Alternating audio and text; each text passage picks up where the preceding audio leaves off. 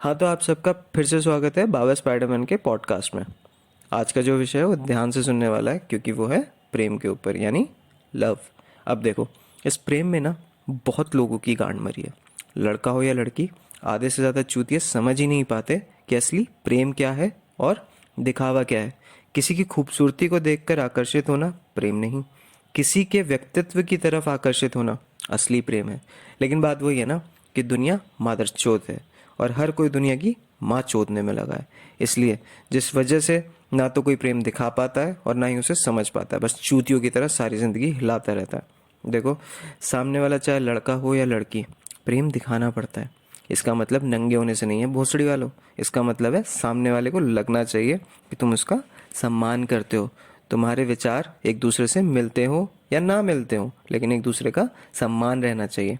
वरना या तो किसी दिन वो या तुम खुद ही एक दूसरे की गांड पे लात मार दोगे और दोनों एक ही गाना गाते फिरोगे, और मुझे छोड़कर जो तुम जाओगे बड़ा पछताओगे, बड़ा पछताओगे।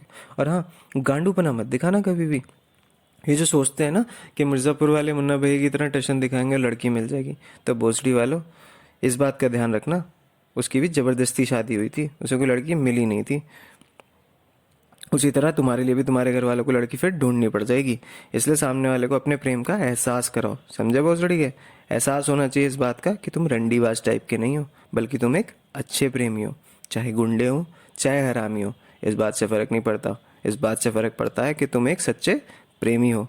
आंखों से हवस नहीं, प्रेम झलकना चाहिए, वरना उस हवस के सागर में ऐसा डूबोगे कि जीटी रोड पे ही मिलोगे, क्योंकि वो तो गांड पे लात मार के तुम्हारी मैया चोद देगी, और इसमें ही तुम्हारे प्रेम पर से विश्वास उठ जाएगा, और फिर तुम्हें कबीर सिंह की तरह हर कोई लौंडिया चोदनी होगी, है ना?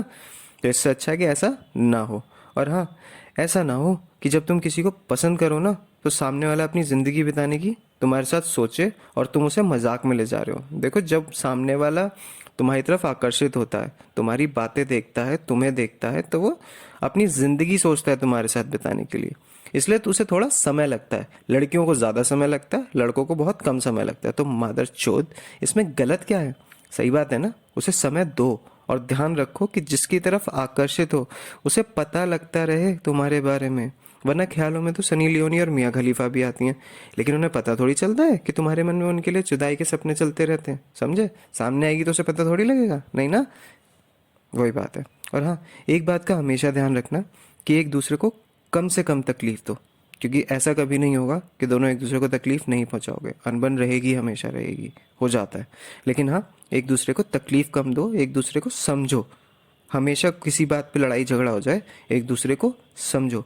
वरना ऐसा समय आ सकता है कि गलती तो दोनों की ही होगी और समय भी तुम्हारा साथ नहीं देगा और दोनों में दूरियां बढ़ती जाएगी। क्या है ना कि लव मैरिज में जो बहन की लोड़ी फैमिली होती है ना, आई एम सॉरी, लेकिन ये जो फैमिली होती है ना, बहन की लोड़ी साथ होने का सिर्फ दिखावा करती है। और जात अलग अलग हो ना, तो भोसड़ी वाले ऊपर से तो अच्छा दिखाते हैं, लेकिन अंदर ही अंदर तुम दोनों को अलग करने की सोचते रहते हैं, और इतने हरामीपने के तरीके लगाते हैं कि तुम सोच भी नहीं सकते। इसलिए प्रेम विवाह में नोट करना, तलाक सबसे ज़्यादा होते हैं, जबकि तकलीफ दोनों तरफ से होती है, और खुश सिर्फ एक दूसरे के भोसड़ी वाले जो घर वाले होते हैं ना, अपोजिट, यानी लड़के के लिए लड़की वाले और लड़की के लड़के वाले, बस यही खुश होते हैं। तो ध्यान रखना ऐसा कुछ ना हो। तो आज का पॉडकास्ट कैसा लगा बताना, और मैं ऐसा ही हूँ, मैं ऐसी बकचोदी करता हूँ और ऐसे ही ज्ञान देता हूँ। बकचोदी और ज्ञान साथ साथ। पसंद आए तो लोगों को बताओ, शेयर करो, कमेंट करो। नहीं पसंद आए तो भी कोई बात नहीं।